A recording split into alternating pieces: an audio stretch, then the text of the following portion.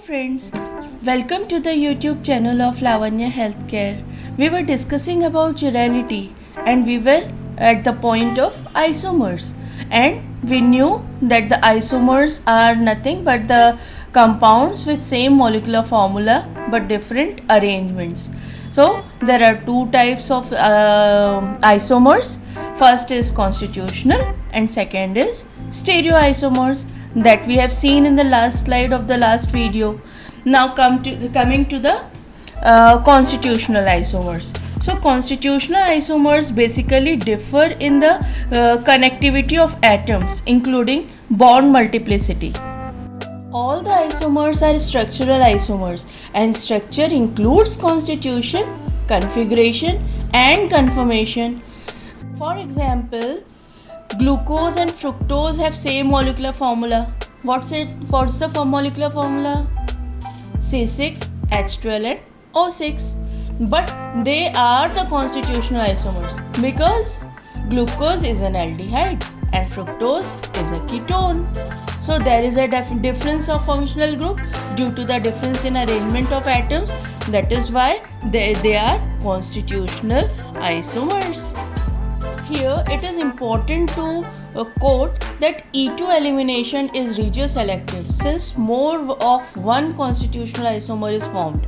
Compounds with different bond order, 1-pentene and 2-pentene, are also called constitutional isomers.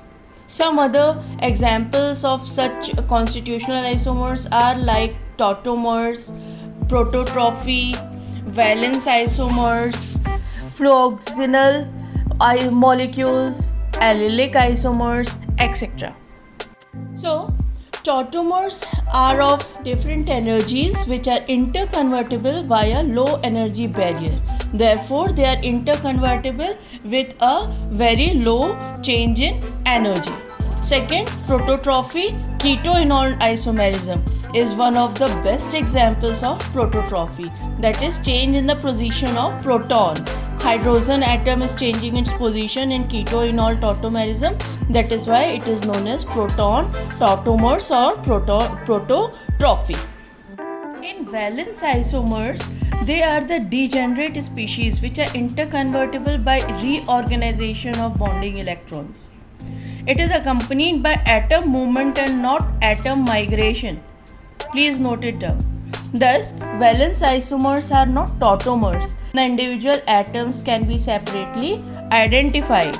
Now, fluoxetine molecules are those which undergo rapid degenerate rearrangement. That is, a rearrangement into indistinguishable molecules. Means you won't be able to clearly identify there is a rearrangement. For example, like for one of those examples is bicyclo 510 octadiene. It's one of the classical example of fluoxetine molecules. Lastly, allylic isomers results due to the rearrangement involving allyl group, that means propenyl group, and is recognized separately. These rearrangements may occur via the intermediate formation of a delocalized ion or a radical, the loss of atom at one end and its return to the opposite end of the allyl system is the overall rearrangement. So this is it. Now let's come to the invertomers, and first of all let me tell you, invertomers are the classical examples of conformational and configurational isomers. It involves acyclic amines in which the three groups are different. The lone pair of nitrogen is classed as the formal co-substituent meet all the requirements of a stereocenter. So one of the lone pair is responsible for making nitrogen or phosphorus a chiral atom.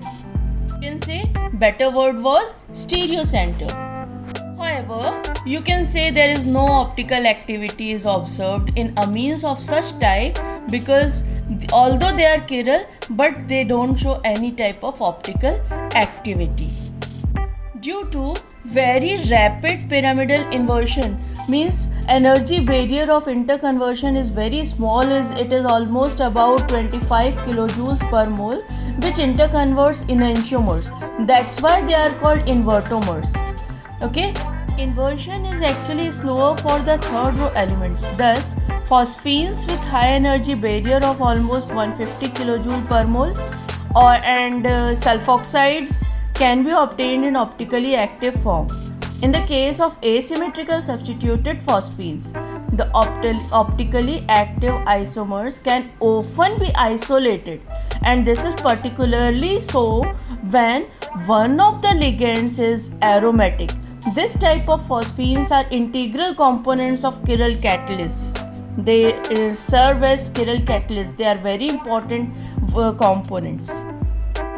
Amine inversion is an example of conformational isomers, while biphenyl enantiomers may be isolated due to restricted rotation. Such isomers are called Atropysomerism or Atropysomers. As we talk about conformational and configurational isomer, we should know the distinction between these two. Based on symmetry criteria, stereoisomers may be enantiomers when the objects are non-superimposable mirror image, and when these are not so related, these are termed diastereomers. The diastereomers occur in compounds with more than one stereocenter or cyclic compounds and compounds with double bonds. On the basis of energy barrier criteria, configurational isomers are separated by high energy barrier, that is more than 100 kilojoules per mole. The two enantiomers of 2-butanol are separated by high energy barrier since their interconversion involves a sigma bond breaking. They represent configurational isomerism.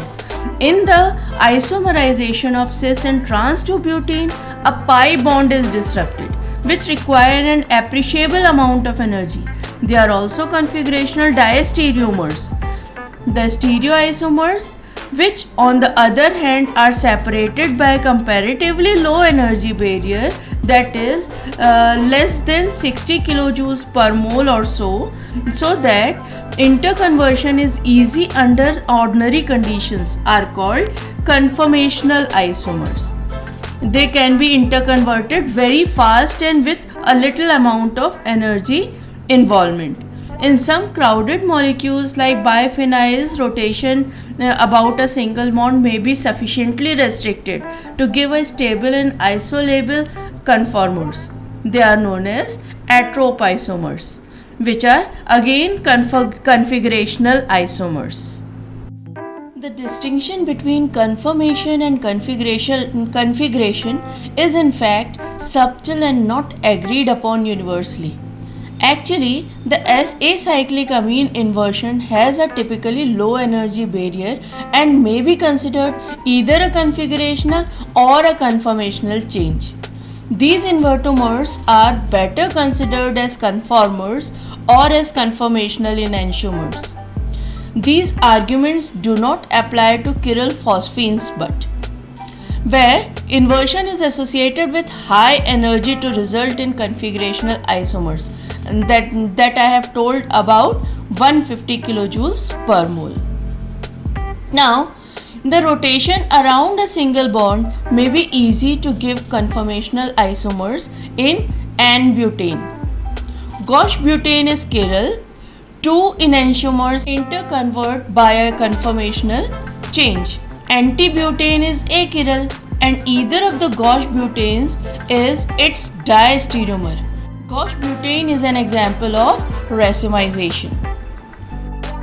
Okay, so when the isomers have same sequence of covalent bonds but differ in the relative disposition of their atoms in the space, then the difference is stereoisomeric, and some examples are like enantiomers, diastereomers, apimers, anomers. They are all conformational isomers. So this is all for today's video. See you in the next video. Till then, bye bye.